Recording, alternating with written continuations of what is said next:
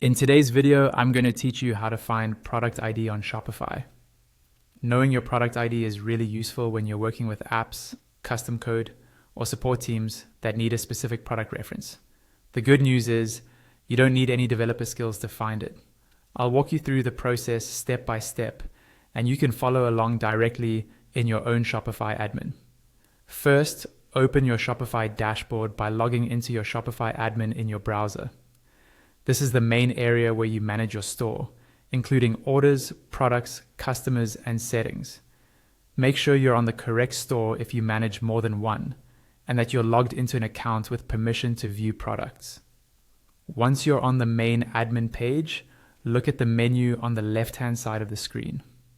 Here, find and click on the Products tab. This will take you to a list of all the products in your store. If you have a lot of products, you might see different views or filters, but that's completely fine. The method to find the product ID is the same no matter how many products you have. Next, from your list of products, click on the specific product you want to find the ID for. Take a moment to make sure you're choosing the correct product, especially if you have similar titles or variants. When you click it, Shopify will open the product details page where you usually edit the title, description, images, pricing, inventory, and other settings.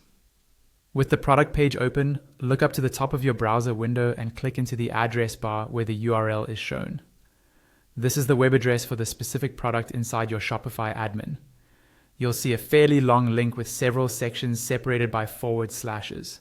What you're looking for is the series of numbers that appears after the final forward slash in that URL. That number is your product ID. It's usually a long numeric value with no letters. For example, if your URL ends with something like products 1, 2, 3, 4, 5, 6, 7, 8, 9, those digits at the very end are the product ID.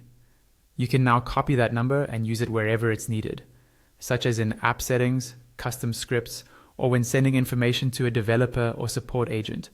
And that's all there is to it. Open your Shopify admin, go to products, select your product, and grab the number at the end.